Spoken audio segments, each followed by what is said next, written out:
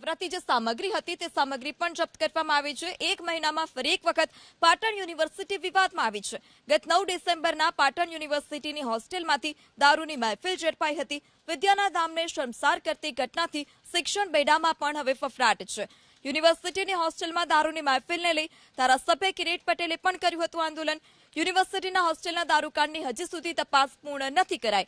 તે જ વચ્ચે હવે ફરી એક વખત અન્ય દ્રશ્યો પણ સામે આવ્યા છે કે જ્યાં દારૂની મહેફિલ માણવામાં આવતી હોય, ગાંજો પીવાતો હોય તે પ્રકારના દ્રશ્યો।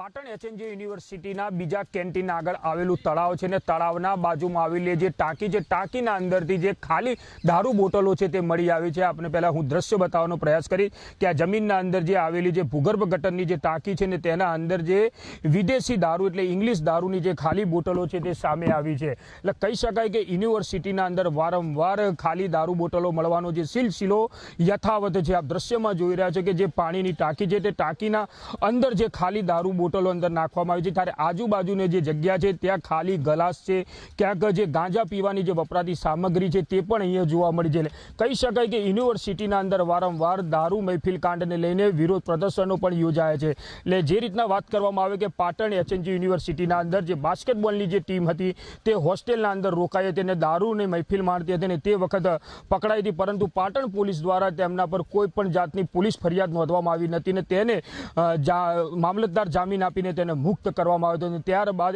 એનએસયુ સંગઠન તેમજ કોંગ્રેસના કાર્યકર્તા તેમજ ધારાસભ્ય સહિત જે યુનિવર્સિટીના અંદર હલ્લાબોલ મચાવવામાં આવ્યો હતો, પરંતુ ત્યારબાદ યુનિવર્સિટી દ્વારા પોલીસને લેખિત રજૂઆત કરવામાં આવી હતી કે યુનિવર્સિટીના અંદર જે રીતના દારૂકાંડ સર્જાયો છે તેના જે પણ લોકો છે તેના સામે ફરિયાદ નોંધવામાં, પરંતુ આ દિન સુધી હજી સુધી કોઈ પણ સામે ફરિયાદ નોંધવામાં આવી નથી। ત્યારે આજે ફરીથી યુનિવર્સિટીનું જે કમ્પાઉન્ડ છે, કમ્પાઉન્ડના અંદર આવેલી જે ટાંકું છે, ટાંકાના અંદરથી વિદેશી દારૂ બોટલો દેખાઈ રહી છે। બીજી બાજુ વાત કરવામાં કે યુનિવર્સિટીના ચારેકોર સીસીટીવી કેમેરાથી સજ્જ છે, સાથે સિક્યોરિટી ગાર્ડ પણ સજ્જ હોવા છતાં પણ યુનિવર્સિટીના અંદર ક્યાંથી આ દારૂની બોટલ આવી તે પણ મોટો તપાસનો વિષય સામે આવ્યો છે। પરંતુ જે રીતના વાત કરવામાં કે વારંવાર પાટણના ધારાસભ્ય સહિત અહીંના જે વિદ્યાર્થીઓ દ્વારા વારંવાર કુલપતિ તેમજ રજિસ્ટ્રારને રજૂઆત કરવા છતાં આજ દિન સુધી કયા લોકો જે દારૂની મહેફિલ માણે છે તેમના સામે કોઈ પણ જાતની કાયદેસરની કાર્યવાહી કરવામાં આવી નથી। સાથે કોણ અહીંયા ઇંગ્લિશ દારૂની બોટલો અહીંયા લાવવામાં આવે છે, કોના દ્વારા અહીંયા પાર્ટીઓ કરવામાં આવે છે તે પણ આજ સુધી પકડાવવામાં નથી। એટલે ફરીથી આજે યુનિવર્સિટીના કમ્પાઉન્ડના અંદરથી જે ખાલી દારૂ બોટલો જે મળવાનો સિલસિલો યથાવત રહ્યો છે। એજાજ મંસૂરી, એબીપી અસ્મિતા, પાટણ।